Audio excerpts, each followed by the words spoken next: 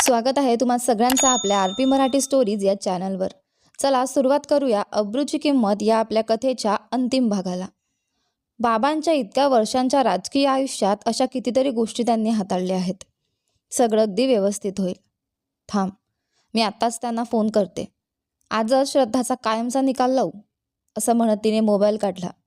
वडिलांशी काही वेळ बोलली आणि फोन ठेवताच ऋषीकडे पाहून समाधानाने हसली. दरम्यान श्रद्धा तिच्या घरी पोहोचली. तिला पाहताच वाणीने तिच्यासमोर नाश्ता आणून ठेवला, पण श्रद्धाने नकार दिला.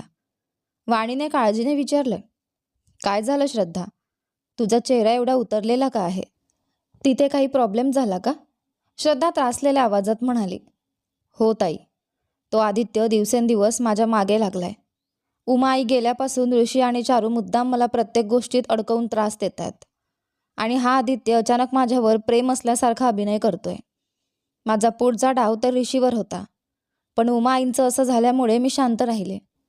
पण ते दोघं मला सतत डिवचतायत, म्हणूनच खूप चिडचिड होते.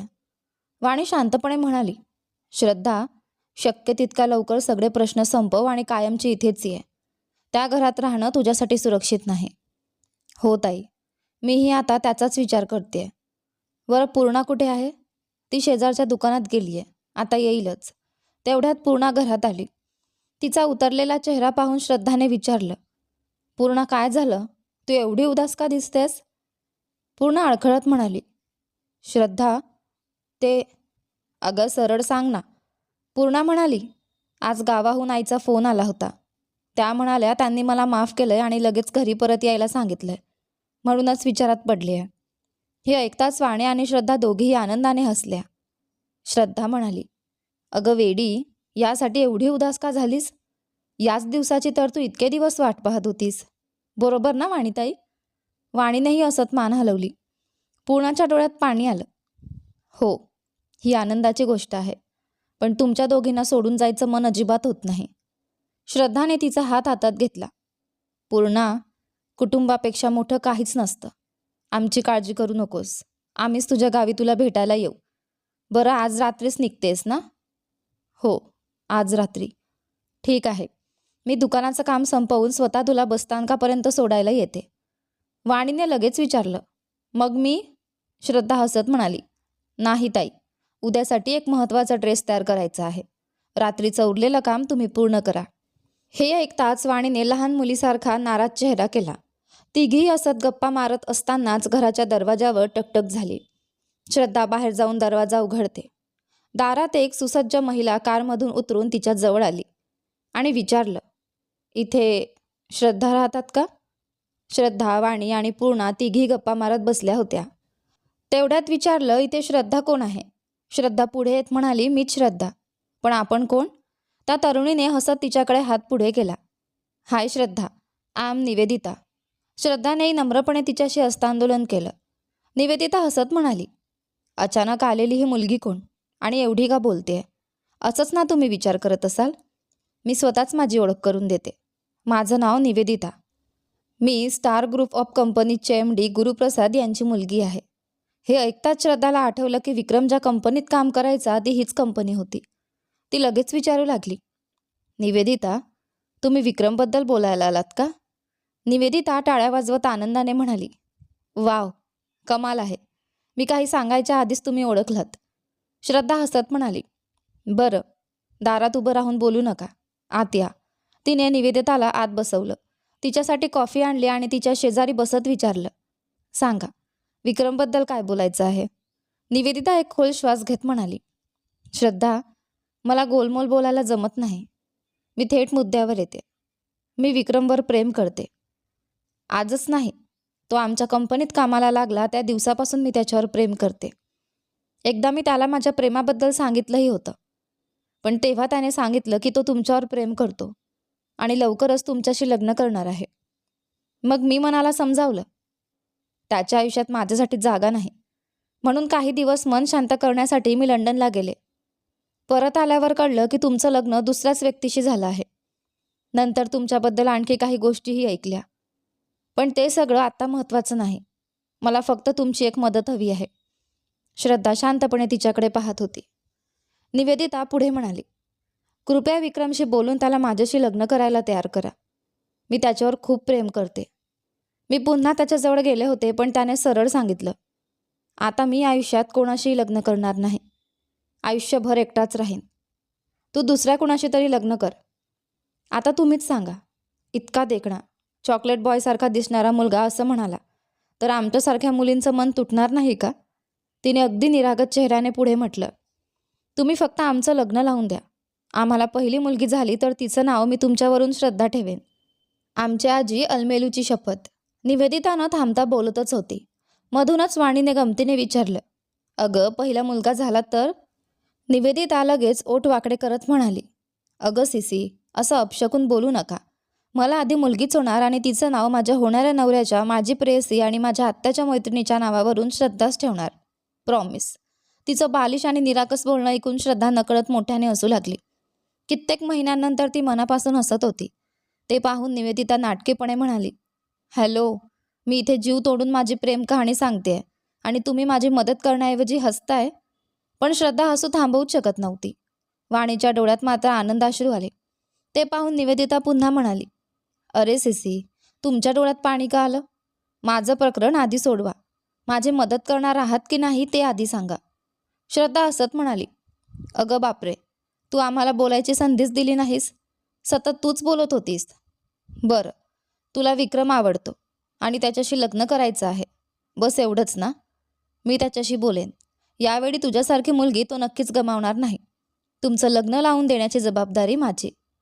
बाहेरून मी कितीही आनंदी दिसले तरी विक्रमची आठवण माझ्या मनात कायम राहणारच. पण आता त्या आठवणीचं ओझंही कमी होईल. फक्त एक गोष्ट, विक्रम फार कमी बोलतो आणि तू तर त्याच्या अगदी उलट आहेस. तुमचं दोघांचं खरंच जुळेल का याचा मला विचार करावा लागेल. हे ऐकताच निवेदिता घाबरली. अय्यो श्रद्धा, आज नवीन जागा आहे म्हणून मी थोडं कमी बोलते, नाहीतर मी अजून खूप बोलते. पण खरंच सांगते, तुम्ही आमचं लग्न लावून दिलं तर मी विक्रमला आयुष्यभर डोळ्यात पाणी येऊ देणार नाही. हे ऐकताच श्रद्धा पुन्हा खळखळून हसू लागली. थोड्या वेळाने निवेदिता उठली.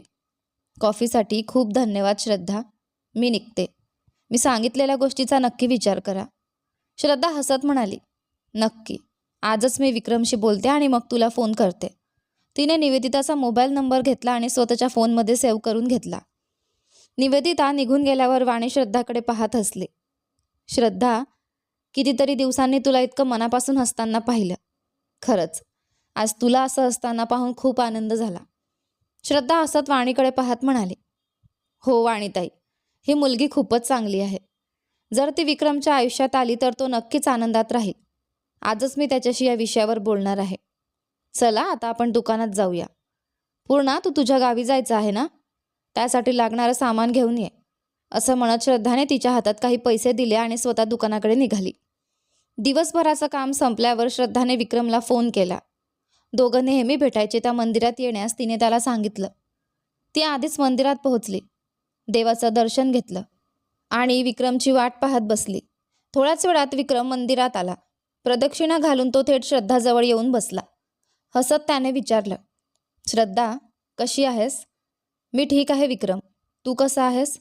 आणि तुझे बाबा कसे आहेत? सगळे ठीक आहेत. उमाईच्या अंत्यसंस्काराच्या दिवशी तुला शेवटचं पाहिलं होतं, त्यानंतर आज भेटते आहेस. उमाई जिवंत होत्या तोपर्यंत त्यांनी तुझी खूप काळजी घेतली. आता त्या घरात तू सुरक्षित आहेस ना? वेळेवर जेवतेस ना? तुझा चेहरा खूप उतरलेला दिसतोय. श्रद्धा हलकंसं हसली. हो विक्रम, मलाही तसंच वाटतंय. काही दिवसांपासून मला नीट जेवताही येत नाही. कदाचित लो BP असेल. पण ते जाऊ दे. आज मी तुला एका महत्त्वाच्या कारणासाठी बोलावलं आहे. काय आहे ते? श्रद्धा थेट मुद्द्यावर आली. विक्रम, तू लग्न करायचा विचार करतोयस का? तो आश्चर्याने म्हणाला. अचानक हा प्रश्न का? कारण मी तुझ्यासाठी एक मुलगी पाहिली आहे. हे ऐकताच विक्रमचा चेहरा बदलला. तो उठून निघू लागला. श्रद्धाने लगेच त्याचा हात धरून पुन्हा बसवलं. अरे, मी एवढंच बोलले आणि तू एवढा रागावून उठतोयस? विक्रम नाराजीने म्हणाला. मी तुला कधी माझं लग्न लावून दे असं सांगितलं होतं का? मग हा सगळा उद्योग कशाला? श्रद्धा शांतपणे म्हणाली. असं का बोलतोयस? तू लवकर लग्न करावंस ही माझी इच्छा आहे. तू आयुष्यात खूप आनंदी राहावा आणि तो आनंद मला पाहायचा आहे. आणि माहिती आहे का ती मुलगी कोण आहे? कोण? निवेदिता. विक्रम दचकला. तुला तिच्याबद्दल कसं माहिती?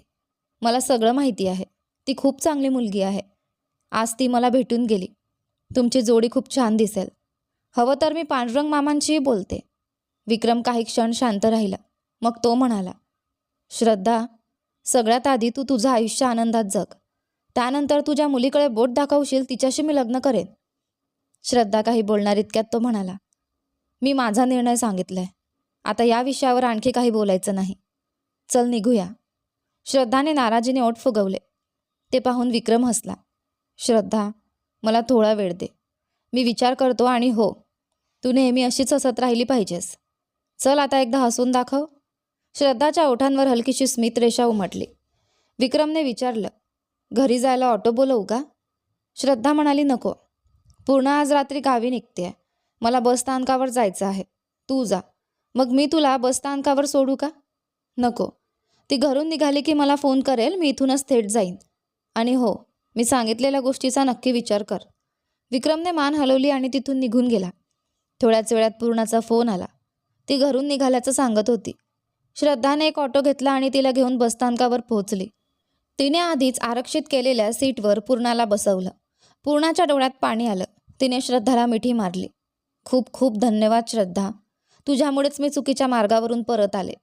आज मी सन्मानाने माझ्या घरी परत जाते. हे सगळं तुझ्यामुळेच शक्य झालं. श्रद्धा तिच्या डोक्यावरून हात फिरवत म्हणाली, पूर्णा, चूक करणारे सगळेच वाईट नसतात. कधी कधी परिस्थिती माणसाला चुकीच्या वाटेवर नेते. आता पुढे फक्त आनंदात राहा. पूर्णा थोडा विचार करून म्हणाली, श्रद्धा, जसं तू माझ्या चुका माफ केल्यास तसंच आदित्यलाही माफ करून त्याला स्वीकारलंस तर तुझं आयुष्यही आनंदी होईल ना? हे ऐकता श्रद्धाचा चेहरा क्षणात गंभीर झाला. ती ठाम आवाजात म्हणाली, पूर्णा, नकळत झालेल्या चुकीला माफी असते, पण जाणीवपूर्वक केलेल्या पापाला माफी नसते. चल, ड्रायव्हर आला आहे. तू जा. गावी पोचल्यावर मला फोन कर. पूर्णाला निरोप देऊन श्रद्धा बसस्थानकातून बाहेर पडली. तिने एक ऑटो पकडला. वेळ पाहिली तर रात्रीचे 9 वाजले होते. मोबाईल काढून पाहिला तर त्याची बॅटरी पूर्ण संपली होती. फोन बंद झाला होता. दरम्यान दुकानात वाणीने वेळ होता श्रद्धाला फोन केला, पण फोन बंद असल्याचा संदेश आला. मग तिने पूर्णाला फोन केला. पूर्णाने सांगितलं, श्रद्धा मला बसमध्ये बसवून थोड्याच वेळापूर्वी निघाली आहे. हे ऐकून वाणीला वाटलं की श्रद्धा थोड्याच वेळात दुकानात येईल. त्या विश्वासाने ती पुन्हा दुकानातील कामात गुंतून गेली. ऑटो काही अंतर पुढे गेला असताना अचानक एक काळी कार समोर येऊन आडवी उभी राहिली. ऑटो चालक रागाने ओरडला, अहो, अक्कल आहे की नाही? भर रस्त्यात गाडी अशी आडवी लावायची म्हणजे काय? इतक्यात त्या कारमधून 4-5 जण धारदार शस्त्र घेऊन खाली उतरले. ते पाहताच ऑटो चालक घाबरला. साहेब, माफ करा. मी फक्त गाडी का अडवली एवढंच विचारलं. कृपया गाडी बाजूला घ्या. मी निघून जातो. त्यांच्यातील एक जण गुरगुरला, ए म्हाताऱ्या, तुला आम्ही काही करणार नाही, पण मागे बसलेल्या मुलीला खाली उतरव आणि सरळ निघून जा. तसं केलंस तर तुझा जीव वाचेल, नाहीतर तुझीही काही खात्री नाही. ऑटो चालकाने मागे वळून श्रद्धाकडे पाहिलं. त्याच्या डोळ्यात भीती स्पष्ट दिसत होती. मॅडम, हे लोक तुमच्यासाठीच आलेत. मला तुम्हाला वाचवायचं आहे, पण मी खूप म्हातारा आहे. घरी माझी बायको मुलं आहेत. कृपया खाली उतरा. मला माफ करा. श्रद्धा भीतीने थरथरत ऑटोतून खाली उतरली. ती उतरल्याबरोबर चालकाने ऑटो वेगाने तिथून पळवला. मात्र जाताना त्याने धाडस करून पोलिसांना फोन केला. परिसराचं नाव सांगितलं आणि एका तरुणीवर हल्ला होणार असल्याची माहिती दिली. पण श्रद्धाला ठार मारण्याचा कट चारूच्या वडिलांनी रचला होता. ते एक प्रभावशाली राजकारणी होते. पैशाच्या जोरावर त्यांनी स्थानिक पोलिसांना आधीच गप्प बसवलं होतं. इकडे श्रद्धा आजूबाजूला पाहू लागली. रस्त्यावर कोणीच नव्हतं. क्षणाचाही विलंब न करता ती रस्त्याच्या कडेला असलेल्या छोट्याशा जंगलाच्या दिशेने धावू लागली. धावताना तिची हँडबॅग खाली पडली. पण जीव वाचवणं महत्त्वाचं होतं. तिने मागे वळूनही पाहिलं नाही. गुंड चारही बाजूंनी तिचा पाठलाग करत होते. काही वेळात त्यांनी तिला पूर्णपणे घेरलं. मागून आलेल्या एका गुंड्याने हातातील जाड काठीने तिच्या डोक्यावर जोरदार प्रहार केला. आह! वेदनाने विवळत श्रद्धा अर्धवट बेशुद्ध झाली. तरीही तिने त्यांना ढकलून पुन्हा पडायचा प्रयत्न केला. पण दुसऱ्या क्षणी एका गुंड्याने तिचा गळा पकडून आवळला. आणखी एक जण धारदार चाकू घेऊन तिच्या समोर आला. त्याने चाकू उंचावला आणि श्रद्धाच्या पोटात खुपसणार इतक्यात अचानक कोणीतरी त्याचा हात पकडून जोरात मुरगळला. तो होता आदित्य. त्याने क्षणाचाही विलंब न करता त्या गुंड्यांच्याच पोटात चाकू खुपसला. उरलेल्या दोघांना त्याने निर्दयीपणे मारहाण केली. शेवटच्या गुंड्याची कॉलर पकडून तो ओरडला, कोणी पाठवलं तुम्हाला? बोल. पण तो काही बोललाच नाही. त्याने आदित्यच्या हातातून स्वतःला सोडवलं आणि पळण्याचा प्रयत्न केला. तेवढ्यात पोलिसांच्या गाड्या सायरन वाजवत घटनास्थळी पोहोचल्या. क्षणातच सर्व गुंड्यांना अटक करण्यात आली. झटापटीत आदित्यच्या हाताला चाकूचा घाव लागला होता.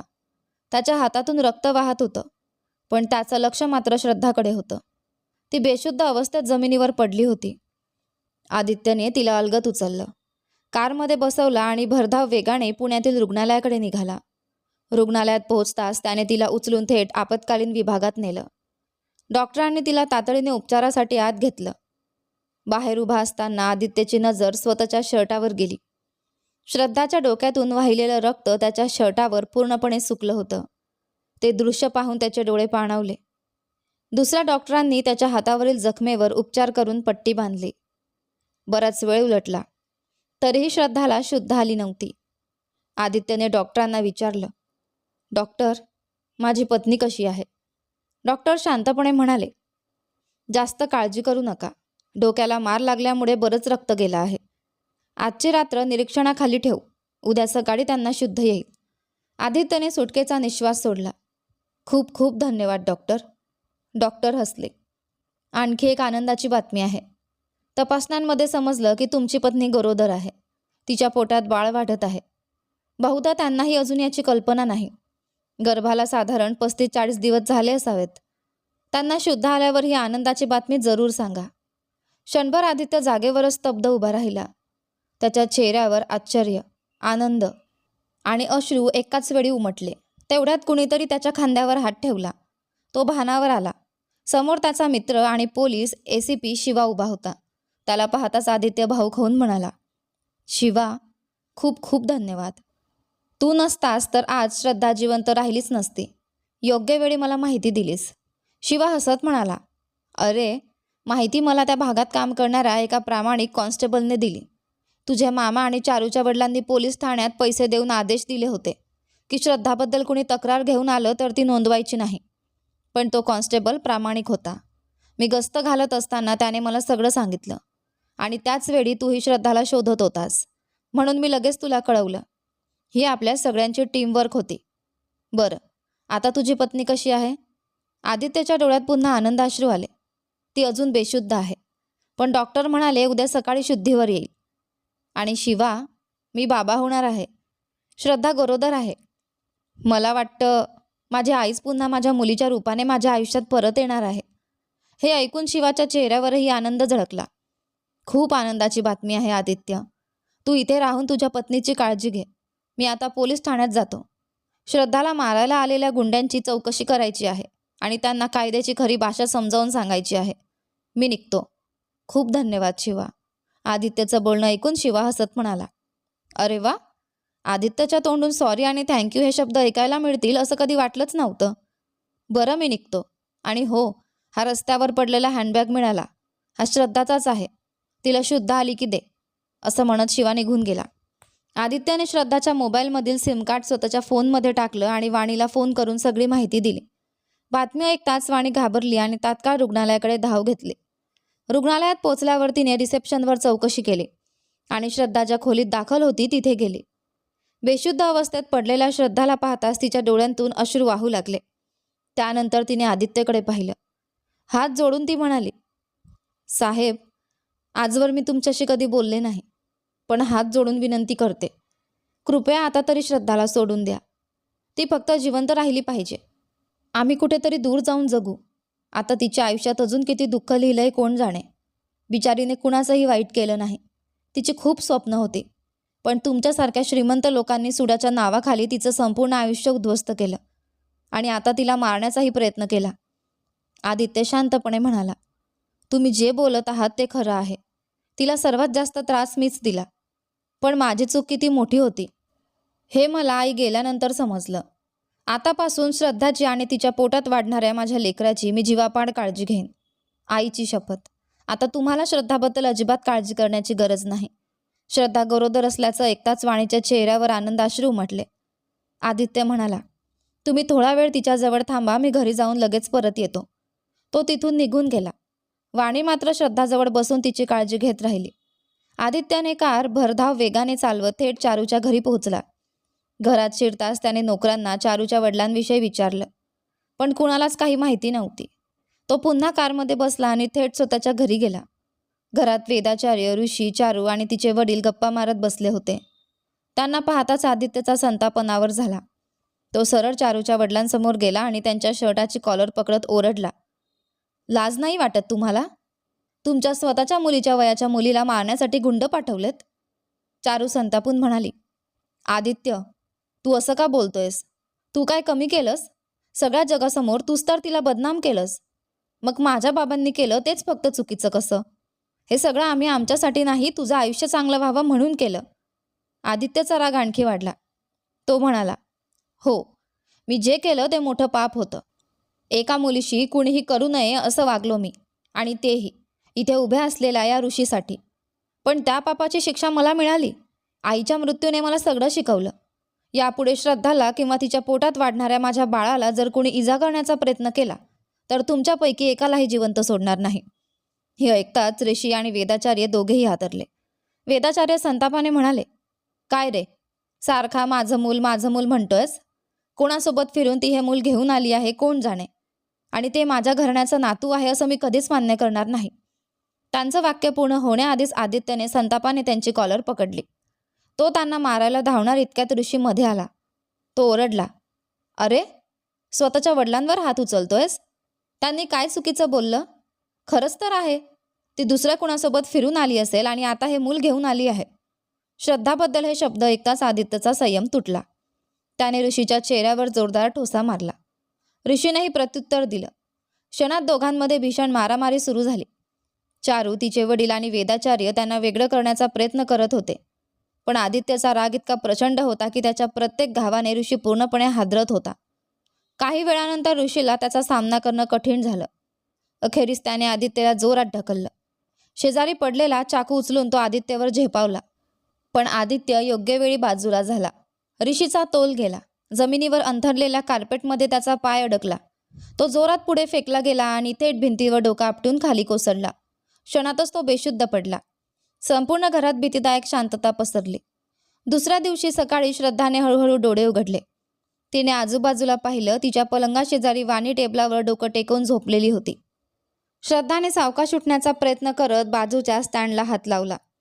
आवाज होताच वाणीची झोप उडाली. ती घाईघाईने उठून म्हणाली, श्रद्धा, शुद्धीवर आलीस? आता कसं वाटतंय? श्रद्धा मंद आवाजात म्हणाली, ताई, म्हणजे मी अजून जिवंत आहे? वाणीच्या डोळ्यात पाणी आलं. अगं, असं का बोलतेस? तुला काही झालेलं नाही, तू सुरक्षित आहेस, असं म्हणत तिने श्रद्धाला घट्ट मिठी मारली. श्रद्धा हळूच म्हणाली, पाहिलंस ना ताई, शेवटी त्यांनी मला मारायलाच माणसं पाठवली, आणि तो आदित्य मात्र माझ्यासमोर चांगला असल्याचा अभिनय करत फिरतो. वाणी शांतपणे म्हणाली, नाही श्रद्धा, आदित्यनेच तुझा जीव वाचवला. तोच तुला रुग्णालयात घेऊन आला. त्याच्यात खरोखर बदल झाल्यासारखा वाटतोय. मला वाटत नाही की तो तुला मारू इच्छित होता. श्रद्धा कटू हसली. ताई, त्याच्या बोलण्यावर तुमचाही विश्वास बसलाय? तो अजून काहीतरी मोठा डाव आखतोय. मला आणखी कसं अपमानित करता येईल याचाच विचार करत असेल. क्षणभर शांत राहून वाणी म्हणाली, ते जाऊ दे, मला तुला एक महत्त्वाची गोष्ट सांगायची आहे. काय ताई? वाणी थोडी संकोचली. श्रद्धा, तू तू गरोदर आहेस. हे ऐकताच श्रद्धा स्तब्ध झाली. तिने थरथरत्या हाताने आपल्या पोटावर हात ठेवला. तिच्या डोळ्यात अश्रू दाटून आले. काही क्षण ती काहीच बोलली नाही. वाणीने अलगद हाक मारली, श्रद्धा. ती भानावर आली. वाणीने विचारलं, आता काय करायचं ठरवलं आहेस?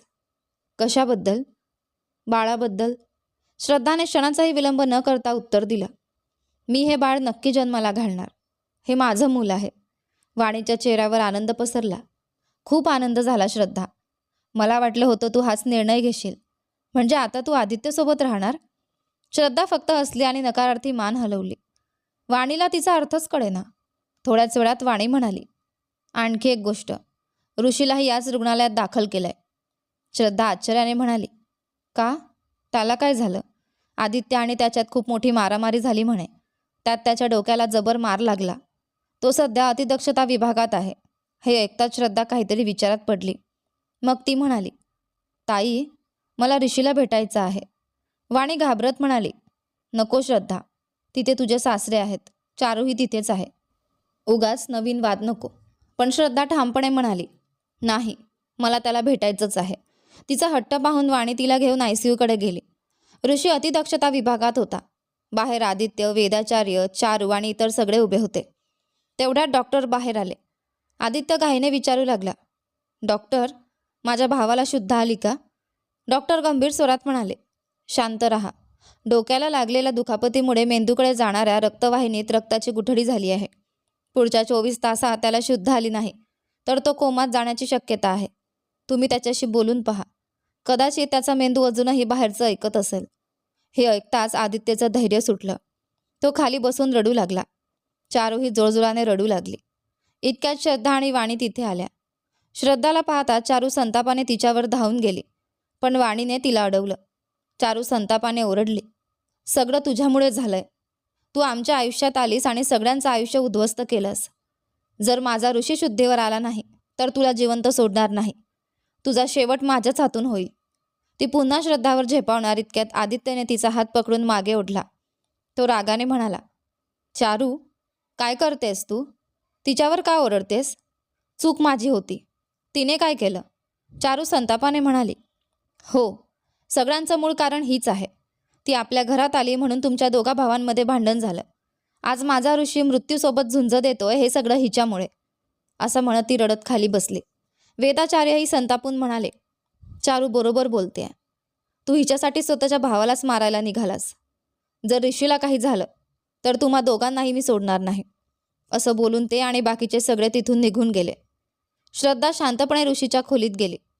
आदित्य मात्र बाहेर उभा राहून तिच्याकडे पाहत होता. ऋषीच्या डोक्याला मोठं बँडेज बांधलेलं होतं. तोंडावर ऑक्सिजन मास्क होता. तो बेशुद्ध अवस्थेत पडला होता. श्रद्धा त्याच्या पलंगाजवळ जाऊन शांत आवाजात म्हणाली, माझं बोलणं तुला ऐकू येत असेल अशी मला आशा आहे. ऋषी, या आयुष्यात मला एक गोष्ट नीट समजली. जर कोणी आपल्यावर इतका मोठा अन्याय केला की त्याला माफ करणं अशक्य वाटलं तर त्याचा सूड घेण्यासाठी आपल्याला काहीच करण्याची गरज नसते. त्याच्या पापाची शिक्षा त्याला त्याचं कर्म देतं आणि ती शिक्षा जिवंतपणेच मिळते. मी तुमच्या घरी आले ते फक्त तुला आणि तुझ्या भावाला तुमच्या कर्माची जाणीव करून द्यायला.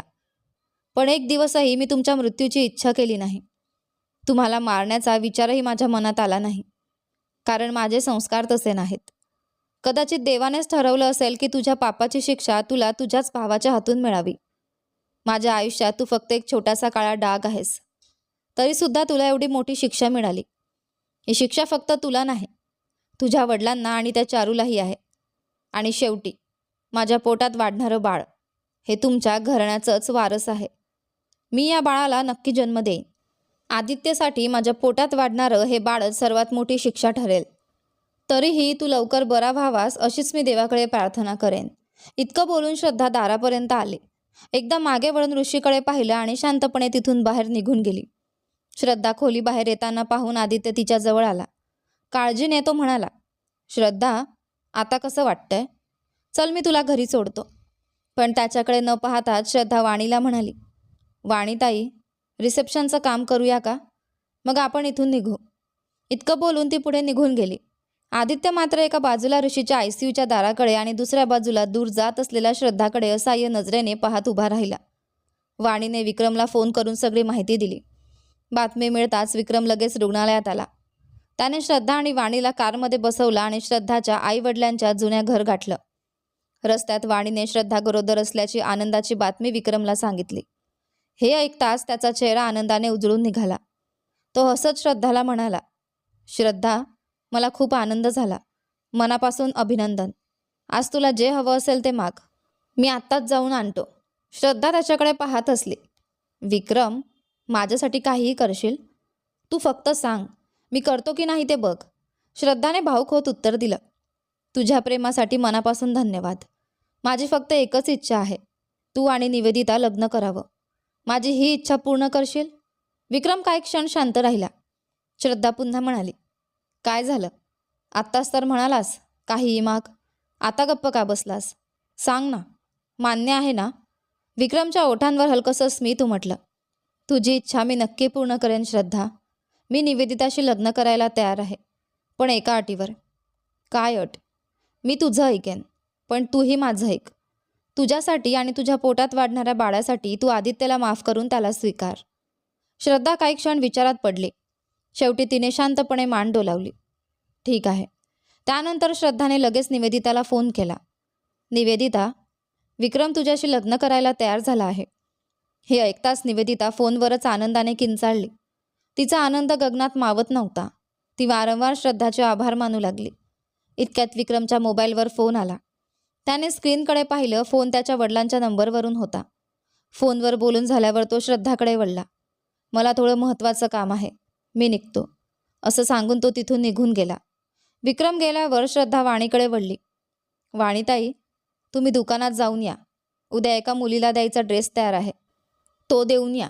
वाणी लगेच म्हणाली. काय? तुला या अवस्थेत एकटीला सोडून जाऊ? तेही या वेळेला? श्रद्धा हलकंसं हसली. ताई, बिचारी त्या मुलीने आज दुपारपर्यंत ड्रेस हवा आहे असं सांगितलं होतं. तुम्ही जा, मी इथे व्यवस्थित आहे. श्रद्धाचा आग्रह पाहून वाणी अनिच्छेने तिथून निघून गेली. वाणी गेल्यावर श्रद्धा शांतपणे त्या खोलीत आली जिथे तिचे आईवडील कधी काळी राहत होते. ती हळूच जमिनीवर आडवी झाली. एक हात आपल्या पोटावर ठेवला. दुसऱ्या हाताने आईवडिलांचा फोटो जवळ ओढून घेतला.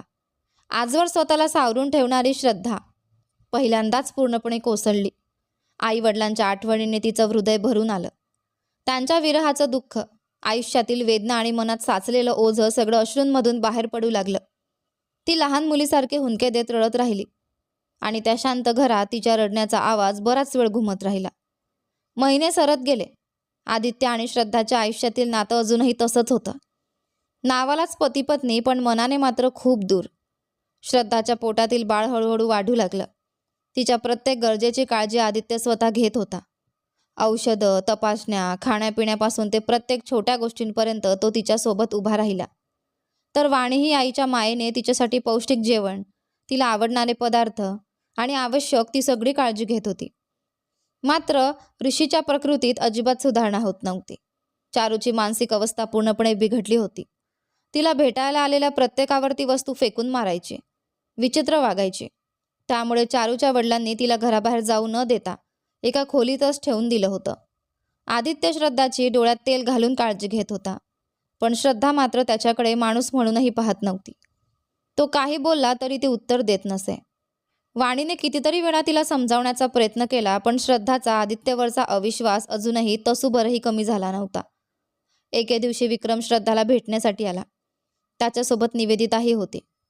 दोघं घरात आले तेव्हा आदित्य हॉलमध्ये बसलेला होता. विक्रम त्याच्याजवळ जाऊन म्हणाला, मला तुमच्याशी थोडं बोलायचं आहे. या, बसा. काय बोलायचं ते बोला, आदित्य शांतपणे म्हणाला. तेवढ्यात वाणीही तिथे आली. विक्रम म्हणाला, श्रद्धाला आता 9वा महिना लागलाय. तिच्या माहेरच्या बाजूने मी आणि वाणीताई मिळून तिचे डोहाळे जेवणाचा समारंभ करायचा विचार करतोय. म्हणून आधी तुमची परवानगी घ्यावी म्हणून आलो. आदित्य काही क्षण विचारात पडला आणि म्हणाला, नक्की करा, मला काहीच हरकत नाही. पण माझी एक विनंती आहे. तिघेही त्याच्याकडे पाहू लागले. मी केलेल्या चुका इतक्या मोठ्या आहेत की आज माझं म्हणावं असं कोणी उरलं नाही. आता माझ्यासाठी फक्त माझी पत्नी आणि माझं मुलंच सगळं काही आहे. त्यामुळे डोहाळे जेवण झाल्यानंतरही श्रद्धा माझ्याच घरी राहावी अशी माझी इच्छा आहे. वाणी लगेच म्हणाली, पण ते कसं शक्य आहे? तुम्ही एकटे तिची काळजी कशी घ्याल? प्रसूतीच्या वेदना कधी सुरू होतील सांगता येत नाही. मी जरी तृतीयपंथी असले तरी एका स्त्रीच्या प्रसूतीच्या वेळी किती त्रास होतो हे मला चांगलं माहिती आहे. आदित्य तिच्याकडे पाहून हसत म्हणाला, मग तुम्ही तिच्यासोबत इथेच राहा. मला फक्त माझी पत्नी माझ्याजवळ हवी आहे. असं म्हणत तो विक्रम जवळ गेला आणि त्याचा हात हातात घेत म्हणाला, माझ्यासाठी देवाने पाठवलेली देवदूत कोण आहे हे मला आता कळलंय. यापुढे कोणत्याही परिस्थितीत मी तिला माझ्यापासून दूर जाऊ देणार नाही. विक्रमने हसत त्याच्याशी हस्तांदोलन केलं. तुमच्या नव्या आयुष्यासाठी शुभेच्छा. दुसऱ्या दिवशी सकाळी श्रद्धाच्या डोहाळे जेवणाची सर्व तयारी पूर्ण झाली होती. आदित्यने तिच्यासाठी 1,00,000 रुपयांची खास कांजीवरम रेशमी साडी तयार करून घेतली होती. त्या साडीवर श्रद्धाच्या आईवडिलांची सुंदर प्रतिमा विणलेली होती. ती साडी पाहून वाणी आश्चर्याने विचारते, ही साडी कधी तयार करून घेतलीत? आदित्य हसत म्हणाला, श्रद्धाला 3रा महिना लागला होता तेव्हाच मी ही ऑर्डर दिली होती. तिला ही साडी नक्की आवडेल. ही साडी तिला नेसायला द्या. वाणीने साडी घेऊन श्रद्धाकडे दिली. श्रद्धाने काहीही न बोलता ती शांतपणे नेसली. साडी नेसताना वाणीने विचारलं, श्रद्धा, तुझ्या मनात नेमकं काय चाललंय? का? असं का विचारताय? आदित्य तुझ्यासाठी प्रत्येक गोष्ट किती मनापासून करतोय, पण तू त्याच्याशी एक शब्दही बोलत नाहीस. तरीसुद्धा तो जे काही करतो त्याला तू विरोधही करत नाहीस. तुझ्या मनात नेमकं काय आहे हे मला अजिबात समजत नाही. वाणीचं बोलणं ऐकून श्रद्धाने उत्तर न देता फक्त हलकंसं स्मित केलं. तेवढ्यात तिचा मोबाईल वाजला. फोन पूर्णाचा होता. श्रद्धाने फोन उचलताच पूर्णा म्हणाली, श्रद्धा कशी आहेस? माफ कर, मला तुझ्या डोहाळ जेवणाला येता येणार नाही. आमच्या गावात मंदिरात धार्मिक विधी सुरू आहेत म्हणून मला इथेच थांबावं लागलं. कृपया माझा गैरसमज करून घेऊ नकोस. श्रद्धा हसून म्हणाली, अगं काही हरकत नाही. आधी सांग तू कशी आहेस? मी खूप छान आहे श्रद्धा. खरं तर तुला आणि वाणीताईंना एक महत्त्वाची गोष्ट सांगण्यासाठीच मी फोन केला आहे. काय झालं सांग ना. माझं आणि माझ्या केशवचं लग्न ठरलंय, पूर्ण आनंदाने म्हणाली. हे ऐकताच श्रद्धाच्या चेहऱ्यावर आनंद खुलला. अरे वा, ही तर खूपच आनंदाची बातमी आहे. तुझं मनापासून अभिनंदन, श्रद्धा हसत म्हणाली. पूर्णा पुढे म्हणाली, हो श्रद्धा, केशवने मला नवीन आयुष्य देण्याचं वचन दिलंय. आजपासून आमच्या गावची जत्रा सुरू होतेय. जत्रा संपल्यानंतर तिसऱ्या दिवशी आमचं लग्न आहे. माझ्या लग्नाला तुम्ही दोघींनी नक्की यायचं. श्रद्धा हसत म्हणाली, मला खूप आनंद झाला पूर्णा. मी येऊ शकेन की नाही माहीत नाही, पण वाणीताईंना नक्की पाठवेन. तेवढ्यात वाणी म्हणाली, श्रद्धा, तुझ्या प्रसूतीची वेळ जवळ आली आहे. अशा वेळी तुला सोडून मी कुठेही जाऊ शकत नाही. पूर्णा, तुझं लग्न झाल्यावर मी नक्की तुला भेटायला येईन. श्रद्धा लगेच म्हणाली, अगं ताई शांत बसा, अजून प्रसूतीला वेळ आहे. तुम्ही उद्या जाऊन या. फक्त 2 दिवसांचीच तर गोष्ट आहे. श्रद्धाचं बोलणं ऐकून पूर्णानेही होकार दिला आणि फोन ठेवला. फोन संपल्यानंतर वाणी श्रद्धाकडे वळून म्हणाली, श्रद्धा, मी काही लोकांकडून विचारपूस केली आहे. बाळ नेमक्या ठरलेल्या तारखेलाच जन्माला येतं असं नाही. काही वेळा त्याआधीही प्रसूती होऊ शकते. म्हणून मी तुझ्यासोबतच राहणार आहे. अचानक तुला प्रसूती वेदना सुरू झाल्या तर काय करायचं? श्रद्धा हलकंसं हसत म्हणाली, काही होणार नाही. तुम्ही उद्या जाऊन या आणि 2 दिवसात परत या. वाणी अजून काही बोलणार इतक्यात निवेदिता आत आली. श्रद्धा, तयार झालीस ना? सगळे तुझीच वाट पाहत आहेत. चल. हो निवी, 2 मिनिट. असं म्हणत श्रद्धाने आपल्या साडीची नीट घडी घातली आणि निवेदितासोबत बाहेर आली. ती हळूहळू चालत येत होती. आदित्यची नजर तिच्यावर पडताच तो क्षणभर स्तब्ध झाला. तिच्याकडून त्याची नजरच हटेना. आई होण्याच्या तेजाने उजळलेला तिचा चेहरा, खास तिच्यासाठी तयार केलेली कांजीवरमची रेशमी साडी आणि त्यावर विणलेली तिच्या आईवडिलांची प्रतिमा, या सगळ्यामुळे ती एखाद्या स्वर्गातून उतरलेल्या देवतेसारखी भासत होती. ती शांतपणे येऊन सर्वांसमोर आपल्या जागेवर बसली. श्रद्धाच्या डोहाळ जेवणाचा समारंभ मोठ्या उत्साहात सुरू झाला. विक्रमने बांगड्यांचा डबा घेऊन तो वाणी आणि निवेदिताकडे देत म्हणाला, तुम्ही दोघी श्रद्धाला बांगड्या भरा. तेवढ्यात तिथे उपस्थित असलेल्या एका ज्येष्ठ महिलेने हसत म्हटलं, विक्रम, गर्भवती स्त्रीच्या हातात पहिल्या बांगड्या तिच्या नवऱ्यानेच भरायच्या असतात. आधी त्या आदित्यला द्या. हे ऐकताच विक्रमने आदित्यकडे पाहिलं. आदित्य शांतपणे आपल्या आईच्या खोलीत गेला आणि एक छोटी पेटी घेऊन परत आला. त्याने ती उघडली. त्यात 4 सुंदर हिऱ्यांच्या बांगड्या होत्या. त्याने श्रद्धाचा हात अलगद हातात घेतला आणि त्या प्रेमाने तिच्या मनगटात घातल्या. हळू आवाजात तो तिच्या कानाशी म्हणाला, एक दिवस तू मला नक्की समजून घेशील श्रद्धा. तुझ्यासाठी आणि आपल्या छोट्या परीसाठी तू एक दिवस मला स्वीकारशील. तोपर्यंत मी तुझी वाट पाहीन. असं म्हणत त्याने चंदनाचा टिळा तिच्या गालावर हलकेच लावला आणि मागे सरकला. यानंतर आलेल्या प्रत्येकाने श्रद्धाच्या हातात बांगड्या भरल्या, ओटी भरली. तेवढ्यात अनुराधा पुढे आली. तिने श्रद्धाच्या हातात एक छोटी पेटी देत म्हटलं, श्रद्धा, सुखरूप बाळाला जन्म दे. ही पेटी तुझ्यासाठी आहे. उमाताई गेल्या त्या दिवशी सकाळी त्यांनी घरात काम करणाऱ्या एका बाईकडे ही पेटी ठेवली होती. त्यांनी सांगितलं होतं, श्रद्धाच्या आयुष्यात एखादा आनंदाचा क्षण आला, ती मनापासून आनंदी दिसली, तेव्हा ही पेटी तिला द्यायची. ही तुझ्या सासूबाईंनी तुझ्यासाठी ठेवली आहे. श्रद्धाने थरथरत्या हातांनी पेटी उघडली. आत अनेक दागिने होते. त्यांच्यासोबत एका छोट्या बाळासाठी सोन्याचं ताईतही होतं. त्यात एक पत्रही होतं. श्रद्धाने ते उघडलं. त्यात उमाजींनी लिहिलं होतं, श्रद्धा, हे पत्र मी फक्त तुझ्यासाठी लिहित आहे. आज सकाळी तुझी अवस्था पाहून माझं हृदय तुटलं. अजून आदित्य शुद्धीवर आलेला नाही. त्याची वाट पाहत आहे. पण मला वाटतं मी आता या घरात जास्त दिवस राहणार नाही. त्याआधी तुझी माफी मागायची आहे. हा ताईत आदित्य लहान असताना मी त्याच्यासाठी पहिल्यांदा प्रेमाने विकत घेतला होता. मी तुला त्याला माफ कर असं कधीच सांगणार नाही. पण जर कधी तू त्याला मनापासून माफ करून स्वीकारलंस तर हा ताईत तुमच्या बाळाच्या गळ्यात घाल. पत्र संपलं. ते वाचून श्रद्धाचे डोळे पाणावले. अनुराधा तिच्या जवळ येत म्हणाली, श्रद्धा, माझं बोलणं चुकीचं समजू नकोस.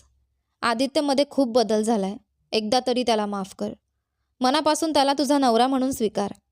श्रद्धाने अश्रूंनी भरलेल्या डोळ्यांनी तिच्याकडे पाहिलं आणि मग आदित्यकडे नजर वळवली. तो मात्र आलेल्या पाहुण्यांचं हसतमुखाने स्वागत करण्यात व्यस्त होता. थोड्याच वेळात निवेदिता आली. तिने श्रद्धाच्या हातात बांगड्या भरत हसून म्हटलं, लवकर एक गोड मुलगी जन्माला घाल. मग मी आणि ती दोघी मिळून पूर्ण शहर फिरणार आणि खूप मजा करणार. निवेदिताच्या त्या निरागस बोलण्यावर श्रद्धा अनेक दिवसांनी मनापासून हसली. त्यानंतर वाणी पुढे आली. ओटी आणि बांगड्या भरताना श्रद्धा तिचा हात धरून म्हणाली, खूप खूप धन्यवाद ताई. तुम्ही माझ्या आईसारखी माझी काळजी घेतलीत. मी आयुष्यभर तुमची ऋणी राहीन. वाणीच्या डोळ्यात पाणी आलं. ती म्हणाली, नाही ग, धन्यवाद तर मला तुला द्यायचे आहेत. तू मला आईचं स्थान दिलंस. आता तुझ्या बाळाचीही काळजी मीच घेणार. मीच त्याची आजी असेन, बरं का? असं म्हणत तिने श्रद्धाच्या डोक्यावर हात ठेवून आशीर्वाद दिला. शेवटी विक्रम पुढे आला. त्याने शांतपणे म्हटलं, श्रद्धा, तू आणि तुझं बाळ दोघंही सुरक्षित राहा. आदित्य खरंच बदललाय. तो तुझ्यावर मनापासून प्रेम करतो. तुझं मन बदल. त्याला एक संधी दे.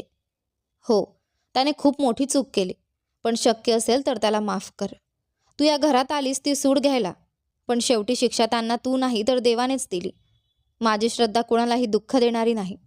ती फुलासारखी कोमल आहे. तुझे आई बाबा तुला अशाच सुंदर संस्कारांत वाढवून गेलेत, म्हणून त्याला माफ करून स्वीकार. श्रद्धा हळू आवाजात म्हणाली, विक्रम, माझ्या आईबाबांच्या मृत्यूलाही हाच जबाबदार आहे. हे तुला माहिती आहे ना? विक्रम तिच्याकडे पाहत म्हणाला, श्रद्धा, आज तुझे आईबाबा जिवंत असते तरी त्यांनीही हेच सांगितलं असतं. हट्ट करू नकोस. तुझ्यासाठी आणि तुझ्या बाळासाठी हेच योग्य आहे. तू कायम आनंदी राहावी एवढीच माझी इच्छा आहे. श्रद्धाच्या ओठांवर हलकंसं स्मित उमटलं. हो, आता मी आनंदातच राहण्याचा प्रयत्न करेन विक्रम. विक्रमने समाधानाने मान हलवली. डोहाळ्या जेवणाचा समारंभ संपल्यानंतर वाणी श्रद्धासोबत त्याच घरातील एका खोलीत राहायला आली. त्या रात्री दिवसभराच्या थकव्यामुळे श्रद्धा खाली गादी टाकून गाढ झोपली होती. आदित्य हळूच तिच्या खोलीचं दार उघडून आत आला. ती जमिनीवर झोपलेली पाहून तिची झोप मोडू नये म्हणून त्याने अलगद तिला उचललं आणि पलंगावर सावकाश झोपवलं. तिला झोपवताना तिच्या साडीचा पदर थोडा सरकला आणि तिचं गोल झालेलं पोट दिसलं. आदित्य हळूच तिच्या जवळ बसला. त्याने प्रेमाने तिच्या पोटाकडे पाहत कुजबुजलं, माझी छोटी परी, काय करतेस ग? बाबांना तुझ्याशी बोलायचं आहे. तू आईच्या पोटात हलतेस तेव्हा तुला स्पर्श करावंसं खूप वाटतं, पण तुझी आई मला जवळसुद्धा येऊ देत नाही. तू बाहेर आल्यानंतर आईला सांग बाबांशी बोलायला.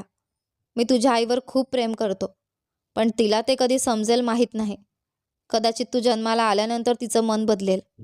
तोपर्यंत मी वाट पाहीन. असं म्हणत त्याने श्रद्धाच्या पोटावर प्रेमाने एक हलकंसं चुंबन घेतलं आणि शांतपणे खोलीबाहेर निघून गेला. तो गेल्यानंतर काही क्षणांनी श्रद्धाने हळूहळू डोळे उघडले. तिच्या डोळ्यांच्या कडा नकळत अश्रूंनी भरून आल्या. वाणी गेल्यानंतर घरात एकटीच राहिलेली श्रद्धा हॉलमध्ये बसून होती. बाहेर मुसळधार पाऊस कोसळत होता. आदित्यने तिची प्रत्येक गोष्ट काळजीपूर्वक सांभाळली होती, पण तिच्या मनातील दुरावा अजूनही तसाच होता. सकाळी वाणीने श्रद्धासाठी कॉफी आणून दिली. नंतर ती आदित्यजवळ जाऊन म्हणाली, दादा, मी 3 दिवसांसाठी गावाला जाते. तुम्ही जरा श्रद्धाची काळजी घ्या. तिची प्रसूती जवळ आली आहे. तिला एकटी सोडायला मला भीती वाटते, पण हीच मला पूर्णाच्या लग्नाला जाऊन या म्हणून हट्ट करते. आदित्य शांतपणे म्हणाला, तुम्ही निर्धास्त जाऊन या. मी श्रद्धाची पूर्ण काळजी घेईन. वाणीने श्रद्धासाठी लागणारे सर्व पदार्थ करून ठेवले आणि निघाली. ती बाहेर पडताच पाऊस आणखी जोरात सुरू झाला. आदित्य म्हणाला, वादळ सुरू झालंय म्हणे. काल रात्रीपासूनच पाऊस खूप वाढलाय. तुम्ही कारने बस स्थानकापर्यंत जा. खूप धन्यवाद साहेब. श्रद्धा, मी लवकर परत येईन. स्वतःची काळजी घे. असं सांगून वाणी निघून गेली. घरात एकटी राहिल्यामुळे श्रद्धाला अस्वस्थ वाटू लागलं. ती हॉलमध्ये येऊन TV पाहू लागली. बातम्यांमध्ये वादळामुळे रेड अलर्ट जाहीर झाल्याचं सांगत होते. श्रद्धा मनातच घाबरली. अरे देवा, अशा पावसात वाणीताई अडकल्या तर? तिने लगेच वाणीला फोन केला. ताई, काय करताय? पाऊस खूप पडतोय. परत घरी या. वाणी हसत म्हणाली, नाही ग, कारने येत असतानाच बस मिळाली. मी बसमध्ये बसले आहे, लवकरच जाऊन परत येते. तू स्वतःची काळजी घे. पोटात दुखलं तर जिऱ्याचं पाणी पिऊन घे. ठीक आहे? तिथे पोचलात की मला फोन करा. फोन ठेवताच आदित्य तिच्यासमोर गरम बार्लीची पेज घेऊन आला. हे घे, पिऊन टाक. शरीरासाठी खूप चांगलं आहे. अनुराधा आंटीने फोन करून तुला हे द्यायला सांगितलं. श्रद्धाने काही न बोलता ती पेज शांतपणे प्यायली. बराच वेळ एकाच जागी बसल्यामुळे तिला कंटाळा आला. ती घरात फेरफटका मारू लागली. तेवढ्यात तिची नजर एका बंद खोलीवर गेली. दारावर मोठ्या अक्षरात लिहिलं होतं, प्रायव्हसी, डोंट डिस्टर्ब. तिने दार उघडण्याचा प्रयत्न केला पण ते कुलूप बंद होतं. ती आदित्यजवळ आली. त्या खोलीत असं काय आहे? दारावर प्रायव्हसी, डोंट डिस्टर्ब का लिहिलंय? मी आत जाऊ शकते का? आदित्यच्या चेहऱ्यावर आनंद उमटला. इतक्या दिवसांनी ती स्वतःहून त्याच्याशी बोलत होती. तो हसत म्हणाला, नक्की. थांब, मी किल्ली आणतो. कपाटातून किल्ली आणून त्याने दार उघडलं. श्रद्धा आत गेली आणि आश्चर्यचकित झाली. संपूर्ण खोलीच्या भिंतींवर फोटोच फोटो लावलेले होते. आदित्य, ऋषी, चारू आणि त्यांच्या संपूर्ण कुटुंबाचे फोटो. आदित्य आणि ऋषीच्या लहानपणीचे फोटो. ते ज्या ज्या देशात फिरायला गेले होते त्या सहलींची छायाचित्रे. एक मोठी आठवणींची खोलीच होती ती. मात्र एक फोटो उलटा ठेवलेला होता. श्रद्धा तो उचलण्यात इतक्यात आदित्यने तिचा हात हलकेच थांबवला. तो नको बघूस. बाकीचे फोटो बघ. तीही शांतपणे इतर फोटो पाहू लागली. क्षणभर आदित्यचं लक्ष दुसरीकडे गेलं आणि श्रद्धाने पटकन तो उलटा फोटो उचलला. फोटो पाहताच तिच्या ओठांवर नकळत हसू उमटलं. ती आदित्याकडे पाहत म्हणाली, या फोटोमध्ये आहे ते.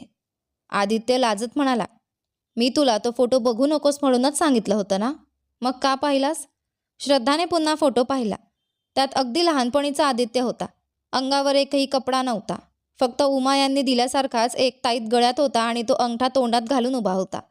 ते पाहून श्रद्धा हसतच बाहेर आली. हा तुमच्या लहानपणीचा फोटो आहे का? आदित्य लाजत मान हलवतो. हो, म्हणूनच तुला पाहू नकोस म्हणालो होतो. श्रद्धा हलकसं हसली. ठीक आहे, आता पुन्हा कधी पाहणार नाही. आदित्यने तिच्याकडे बनावटी रागाने पाहिलं आणि तिच्या कमरेवर हलकासा हात ठेवत म्हणाला, बरं, आता उशीर झालाय. जा झोप. श्रद्धाही काही न बोलता आपल्या खोलीत जाऊन झोपली. बिछाण्यावर पडल्यावर तिच्या मनात अनेक विचारांचे वादळ सुरू झाले. या विचारांतच हळूहळू तिच्या डोळ्यांवर झोपेची हलकी चाहूल आली आणि ती शांतपणे निद्राधीन झाली. श्रद्धा गाढ झोपेत होती. अचानक तिच्या पोटात तीव्र वेदना सुरू झाल्या. वेदनेने ती दचकून जागी झाली. कसाबसा आधार घेत ती स्वयंपाकघरात गेली. वाणीने सांगितल्याप्रमाणे तिने जिऱ्याचं पाणी बनवून प्यायलं. पण ते पिताच वेदना आणखी वाढल्या. तिला उभंही राहता येईना. जवळच्या दाराचा आधार घ्यायचा प्रयत्न केला पण शक्तीच उरली नव्हती. ती हळूहळू बाहेर यायचा प्रयत्न करत असतानाच तिथेच खाली कोसळली. तेवढ्यात आदित्य त्याच्या ऑफिस रूममधून एक फाईल आणण्यासाठी बाहेर आला. श्रद्धा वेदनेने तडफडताना पाहताच तो धावत तिच्याजवळ गेला आणि तिला उचलून घेतलं. त्याने तिला उचलताच तिची पाण्याची पिशवी फुटली होती आणि तिचे संपूर्ण कपडे भिजले होते. पुरुष कितीही धाडसी असला तरी स्त्रीच्या प्रसूतीच्या त्या क्षणी त्याच्याही मनात भीती निर्माण होते. आदित्य श्रद्धाला उचलून कारकडे आला. पण घराबाहेर कंबरभर पाणी साचलं होतं. सगळीकडे पूरच पूर होता. बाहेर पडणं अशक्य होतं. त्याने तातडीने रुग्णवाहिकेला फोन करण्याचा प्रयत्न केला. पण मुसळधार पावसामुळे मोबाईलला अजिबात नेटवर्क नव्हतं. श्रद्धाच्या वेदना प्रत्येक क्षणाला वाढत होत्या. आदित्यने स्वतःला सावरलं. तो तिला उमा यांच्या खोलीत घेऊन गेला आणि अलगद पलंगावर झोपवलं. श्रद्धा प्रसूतीच्या असह्य वेदनेने तडफडत होती. तिची अवस्था पाहून आदित्यचं काळीज पिळवटून निघालं. तो तिच्या जवळ बसून तिचा हात हातात घेत म्हणाला, श्रद्धा, काही होणार नाही. धीर धर. आपलं बाळ तुला जास्त त्रास देणार नाही. अजून थोडा प्रयत्न कर. तिच्या पोटावर हलक्या हाताने दाब देत तो तिला धीर देत राहिला. श्रद्धाने ही उरलेली सारी शक्ती एकवटून प्रयत्न केला. काही क्षणांतच नवजात बाळाच्या रडण्याचा आवाज संपूर्ण घरभर घुमला. आदित्यने स्वतःच्या हातांनी त्या छोट्याशा जीवाला अलगद उचललं. तो श्रद्धाजवळ आला आणि तिच्या कपाळावर प्रेमाने चुंबन घेतलं. मनात विचार आला, इतक्या पवित्र मातृत्वाचा मीच कधी सर्वांसमोर अपमान केला होता. प्रत्येक स्त्रीसाठी प्रसूती म्हणजे जणू पुनर्जन्मच असतो. तो क्षण स्वतःच्या डोळ्यांनी पाहिल्यावर आदित्यच्या मनात स्त्रीत्व आणि मातृत्वाबद्दल अपार आदर दाटून आला. श्रद्धाने आदित्यच्या मनातील इच्छा पूर्ण केली होती. त्याला मुलगी झाली होती आणि आदित्यला वाटलं जणू त्याची आई उमा पुन्हा त्याच्या आयुष्यात त्याच्या मुलीच्या रूपाने परत आली होती. तो डोळ्यात अश्रू घेऊन त्या छोट्याशा परीकडे पाहत राहिला. इतक्यात त्या छोट्याशा चिमुरडीने तिच्या नाजूक पायाने त्याला हलकीशी लाथ मारली. त्या स्पर्शाने तो भानावर आला.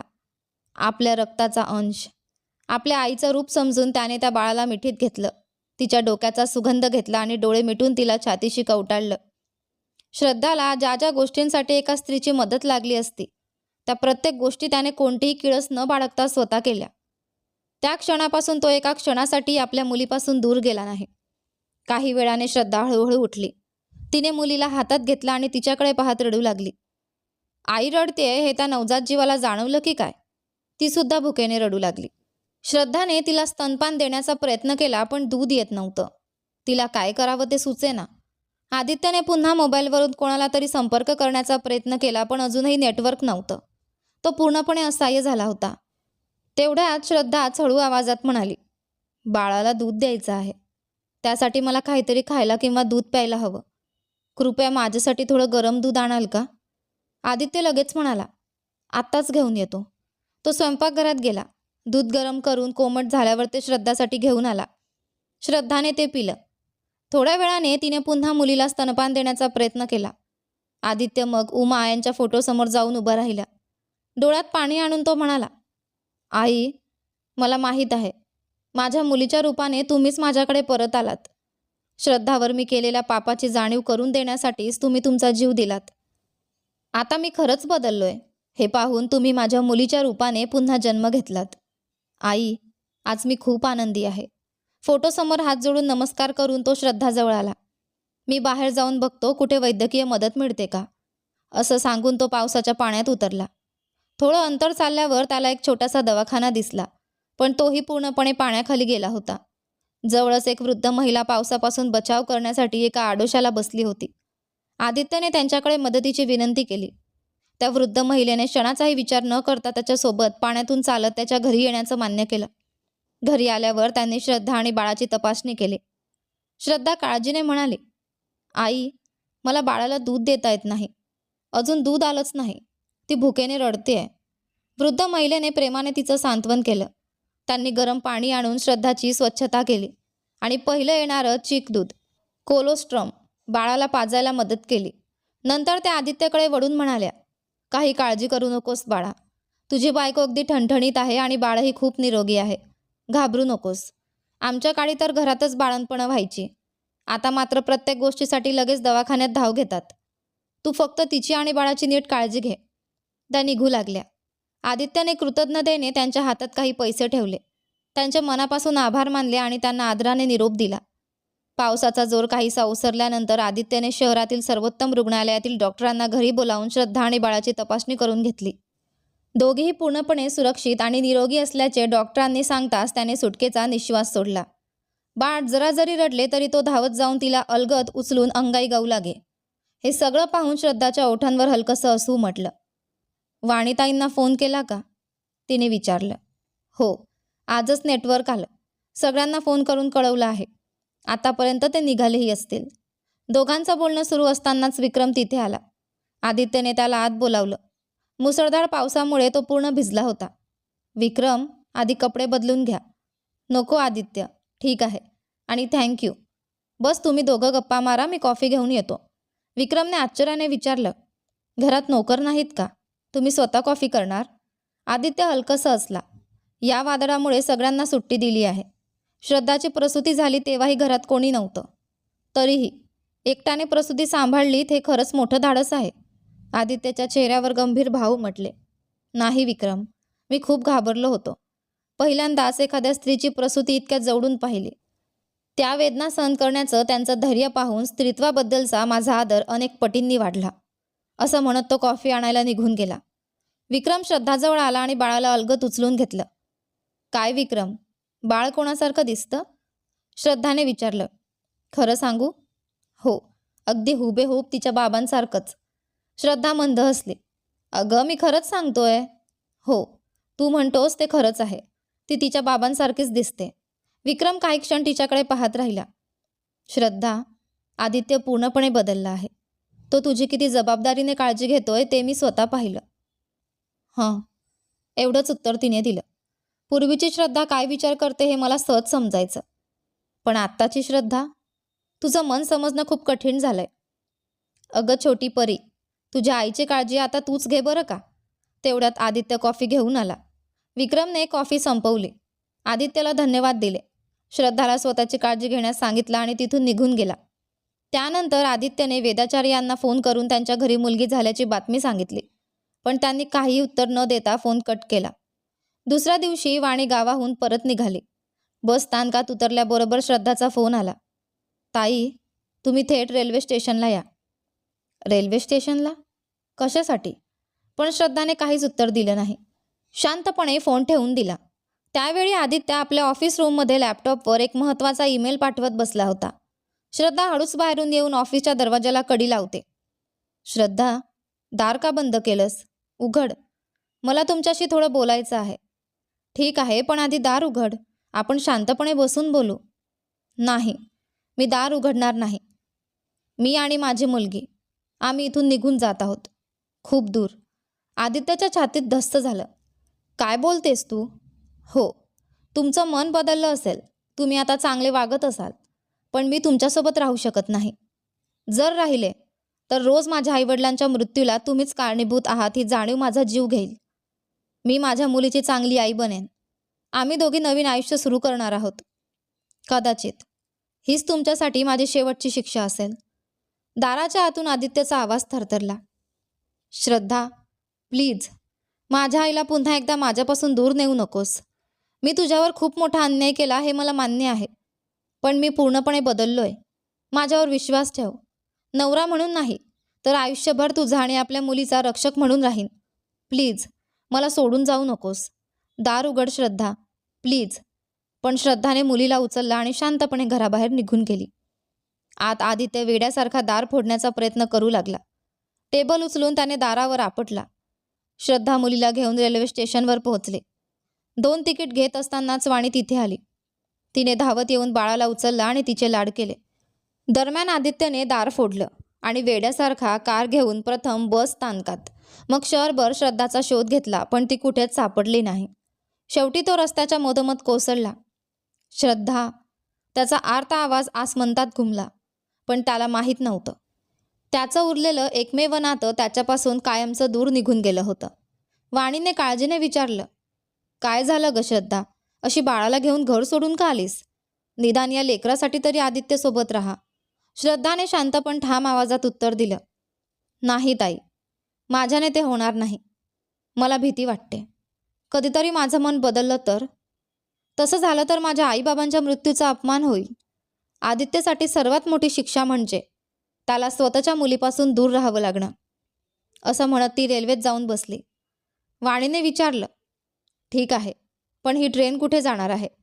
आपण कुठे चाललो आहोत? श्रद्धा खिडकीबाहेर पाहत म्हणाली, ही ट्रेन जिथे शेवटी थांबेल तिथूनच आपल्या नव्या आयुष्याची सुरुवात होईल. वाणी काही क्षण शांत राहिली. किमान विक्रमला तरी सांगून यायला हवं होतं. श्रद्धा हलकसं हसली. विक्रम इथेच आहे वाणीताई. कुठे? वाणीने आजूबाजूला नजर फिरवली, पण विक्रम कुठेच दिसला नाही. श्रद्धा हसत म्हणाली, तो मला पाहतच आहे. माझ्या आयुष्याचा निर्णय मी स्वतः घ्यावा म्हणून. तो मला अडवणार नाही. इतक्यात रेल्वे हळूहळू सुटू लागली. काही क्षणांत रेल्वे नजरेआड झाली. एका खांबामागून विक्रम शांतपणे बाहेर आला. दूर निघून जाणाऱ्या रेल्वेकडे बराच वेळ पाहत राहिला. मग दीर्घ श्वास घेतला आणि हळूहळू तिथून निघून गेला. उपसंहार रेल्वे दूर निघून गेली आणि आदित्यच्या आयुष्यात पुन्हा एकदा गडद शांतता पसरली. श्रद्धाने एका नव्या शहरात वाणीताईंसोबत नवीन आयुष्य सुरू केलं. तिने आपल्या मुलीचं नाव उमा ठेवलं. त्या नावात तिच्या सासूबाईंचं प्रेम होतं आणि एका आईच्या त्यागाची आठवणही. आदित्यने मात्र श्रद्धाचा शोध घेणं कधीच सोडलं नाही. पण तिला दिलेल्या शिक्षेचा स्वीकार करून त्याने तिच्या निर्णयाचा आदर केला. त्याने स्वतःला समाजसेवेसाठी वाहून घेतलं. स्त्रियांच्या सन्मानासाठी काम करणारी संस्था सुरू केली आणि प्रत्येक व्याख्यानात एकच गोष्ट सांगू लागला, एका स्त्रीचा अपमान करणारा पुरुष कधीच मोठा होत नाही. तिचा सन्मान करणारा पुरुषच खरा माणूस असतो. ऋषी काही महिन्यांनी कोमातून बाहेर आला. आपल्या चुका त्यालाही समजल्या. चारू आणि वेदाचार्य यांनाही त्यांच्या कर्माची शिक्षा मिळाली. सत्ता, पैसा आणि अहंकार असूनही त्यांचं कुटुंब तुटलं होतं. श्रद्धाने आदित्यला माफ केलं, पण त्याच्या सोबतचं आयुष्य निवडलं नाही. आदित्यने तिचा निर्णय स्वीकारला आणि उरलेलं आयुष्य स्वतःच्या पापांचं प्रायश्चित्त करत जगला. ही कथा आपल्याला शिकवते, प्रेम फक्त मिळवण्यात नसतं. कधीकधी ज्याच्यावर प्रेम करतो त्याच्या निर्णयाचा आदर करण्यातही खरं प्रेम असतं, जे आदित्यने केलं. सर्वात महत्त्वाचं, स्त्री सुडासाठी जन्मत नाही. ती तर अनेक युगांपासून प्रेमासोबत त्याग आणि समर्पणाची मूर्ती आहे. पण तिच्या सन्मानावर आघात झाला तर तिचा संघर्षच अन्याय करणाऱ्याची सर्वात मोठी शिक्षा ठरतो. म्हणून आपल्या घरात आहेत तशाच दुसऱ्यांच्या, आई बहिणींचा, स्त्रीचा सन्मान जपा. कारण तिच्या प्रेमाने घर स्वर्ग बनू शकते, पण तिच्या वेदनेने आयुष्य उद्ध्वस्तही होऊ शकते. तर अब्रूची किंमत ही कथा आपली आता इथे संपली आहे. श्रद्धाने जे केलं ते योग्य आहे की अयोग्य मला कमेंटमध्ये कळवा. आशा आहे तुम्हाला कथा आवडली असेल. म्हणून आवडली असेल तर व्हिडिओला लाईक करा, शेअर करा. चॅनलवर नवीन असाल तर सबस्क्राईब करा आणि हो, नोटिफिकेशन बेल नक्की दाबा, जेणेकरून येणाऱ्या पुढील व्हिडिओची नोटिफिकेशन तुम्हाला सर्वात आधी मिळेल. धन्यवाद.